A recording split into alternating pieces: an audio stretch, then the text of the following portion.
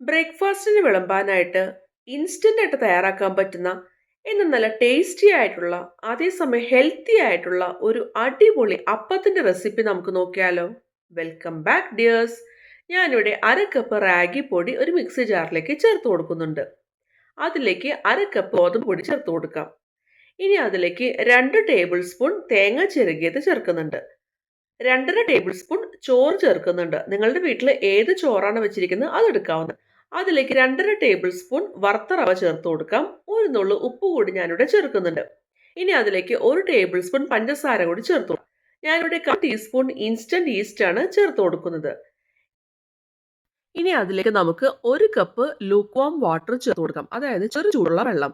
ഈ അപ്പത്തിന്റെ ബാറ്റർ പെട്ടെന്ന് തന്നെ ഒന്ന് പുളിച്ച് കിട്ടാനാണ് ഞാനിപ്പോൾ ചെറു ചൂടുള്ള വെള്ളം ചേർക്കുന്നത്. വെള്ളത്തിന്റെ ചൂട് കൂടാതിരിക്കാനായിട്ട് പ്രത്യേകം ശ്രദ്ധിക്കണം. ഇനി നമുക്ക് നന്നായിട്ടൊന്ന് അടിച്ചെടുത്തൊന്ന് കൊണ്ടുവരാം. ഇനി ഇത് ഒരു ബൗളിലേക്ക് ഒന്ന് മാറ്റി കൊടുക്കാം.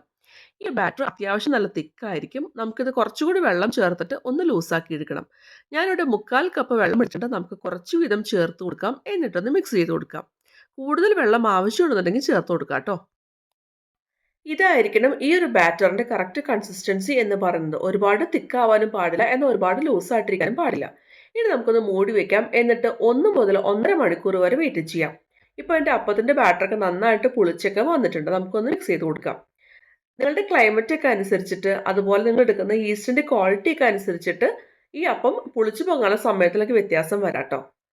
ഇനി നമുക്ക് ഈ അപ്പം ചൂടാം. ആദ്യം നമ്മളിവിടെ ഒരു തവി ബാറ്റർ ഒരു അപ്പച്ചട്ടിയിലേക്ക് കോരി ഒഴിക്കുന്നുണ്ട്. നമുക്കൊന്ന് ചുറ്റിച്ചു കൊടുക്കാം. ഇനി നമുക്ക് ഇതൊന്ന് മൂടി വെക്കാം. എന്നിട്ട് ഹൈ ഫ്ലെയിമിൽ വെച്ചിട്ട് 45 സെക്കൻഡ് മുതൽ 1 മിനിറ്റ് വരെ നമുക്കൊന്ന് കുക്ക് ചെയ്തിട്ടെടുക്കാം. അപ്പോഴേക്കും നമ്മുടെ അപ്പം ഇവിടെ റെഡി ആയിട്ടുണ്ടാവും. വളരെ എളുപ്പത്തിൽ കുക്കാവുന്ന ഒരു അപ്പമാണ്. അതേസമയം നല്ല ടേസ്റ്റിയാണ്, നല്ല സോഫ്റ്റ് ആണ് കേട്ടോ. സാധാരണ നമ്മൾ പച്ചരിയൊക്കെ അരച്ച് ഉണ്ടാക്കുന്ന അപ്പം അല്ലെങ്കിൽ അരിപ്പൊടിയൊക്കെ ഉപയോഗിച്ചുണ്ടാക്കുന്ന അപ്പത്തിനെ അപേക്ഷിച്ചിട്ട് കുറച്ചും കൂടി സോഫ്റ്റ് ആയിട്ട് അതുപോലെ നല്ല ടേസ്റ്റി ആയിട്ടുള്ള അപ്പമായിട്ടാണ് എനിക്ക് തോന്നിയിട്ടുള്ളത്. ഇൻസ്റ്റാഗ്രാമിൽ കണ്ടൊരു വീഡിയോ നോക്കിയിട്ടാണ് ഞാൻ ഈ ഒരു അപ്പം ഉണ്ടാക്കിയത് കേട്ടോ. അടിപൊളി ടേസ്റ്റാണ്, നല്ല സൂപ്പർ അപ്പമാണ്. അപ്പോൾ ഇതുവരെ ട്രൈ ചെയ്ത് നോക്കിയിട്ടില്ലാത്തവർ എന്തായാലും ട്രൈ ചെയ്യണേ.